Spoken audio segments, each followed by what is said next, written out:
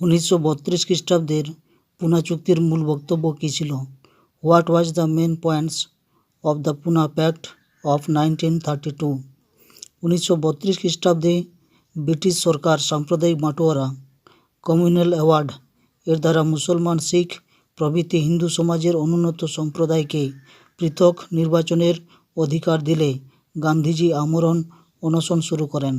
শেষ পর্যন্ত বি.আর. আম্বেদকরের সঙ্গে সম্পাদন পুনা চুক্তির দ্বারা সাম্প্রদায়িক বাটোয়ারার দ্বারা অনুন্নত সম্প্রদায়কে যে সংখ্যক সদস্য পদ দেওয়া হয়েছিল তার চেয়ে অনেক বেশি সদস্য পদ দেওয়ার শর্তে বি.আর. আম্বেদকর সাম্প্রদায়িক বাটোয়ারা নীতি পরিত্যাগ করতে সম্মত হয়।